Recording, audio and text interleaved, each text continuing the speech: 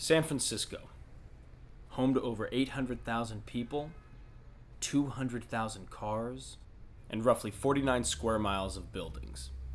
And the numbers continue to grow. Before becoming famous for its diverse culture and beautiful attractions, San Francisco was an open stretch of estuary, salt marshes, dunes, and coastal prairie. The once unbroken landscape remains home to almost 400 species of birds, about half of all bird species found in North America. The city sits along the Pacific Flyway, and migratory birds rest or stop here on their journeys north and south. Others live here year-round, supported by the rich marine ecosystem, which is driven by coastal upwelling, diverse wetlands, and upland habitats.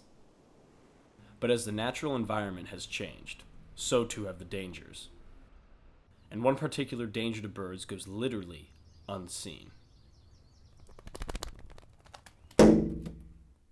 Glass collisions kill hundreds of millions of birds every year.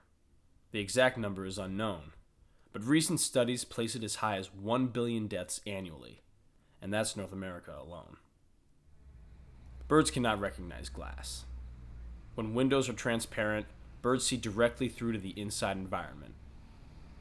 Possible perches, plants, food, or water can all attract a bird, causing an unnecessary collision. Their fragile bodies often do not survive the impact.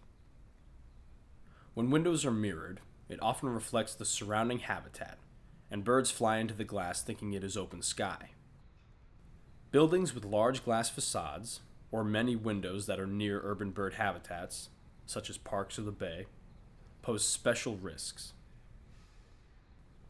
Studies have shown that birds are most likely to collide with a building between ground level and the first 60 feet, when they are in search of food, water, and shelter. When the sun sets, the city presents a new set of dangers. Birds have evolved to be sensitive to light. Nighttime migrants navigate thousands of miles using the faint lights of the moon and the stars. The intense artificial lighting of houses and cities can distract and disorient the many bird species that travel over San Francisco. Fog can increase the artificial light glow and pull birds off course and down into the city.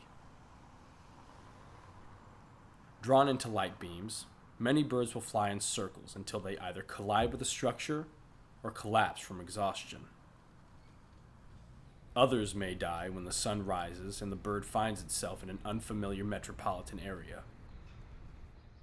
Even the birds that survive may suffer as they continue their migration, from having wasted precious energy while trapped in the city. The ever-expanding human presence in the Bay Area has made the struggle for survival much greater for resident and migrating birds. We have converted their habitats to cities and structures, taken away the places where they once foraged and roosted in peace, and erected buildings, communication towers, and wind turbines that present threats of collisions. The Pacific Flyway extends from Argentina in the south up through Alaska in the north. Along the flyway, millions of birds vie for survival in once pristine environments that are now inhabited by people in our cities. Truly, bird safety is more than a local issue. It is an international one that has impacts on healthy bird populations throughout the world. While urban areas aren't going away, there are ways to reduce their impacts.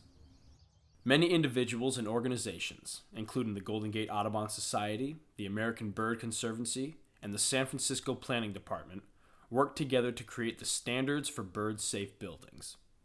These standards set requirements for certain buildings near important wildlife areas and provide information to the public about how to reduce collision risks.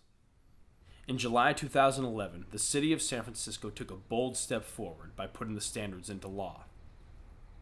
Implementing the standards involves incorporating innovative or energy-efficient designs into proposed buildings.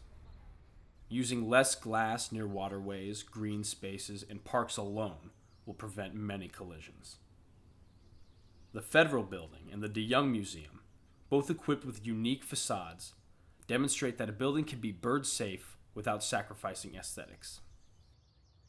Simple changes to existing buildings are also encouraged.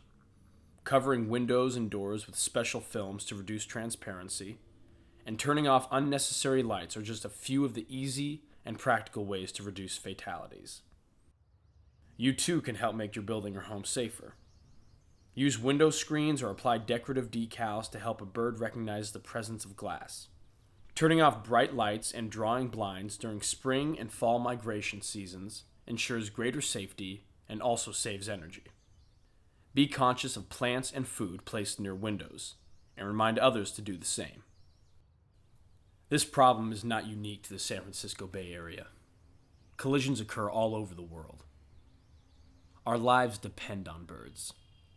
They pollinate our crops, fertilize the soil, and reduce insects and disease.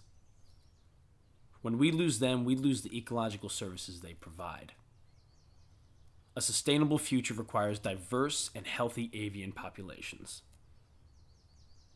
That is why San Francisco is to be congratulated for taking the first step in making cities safer for birds.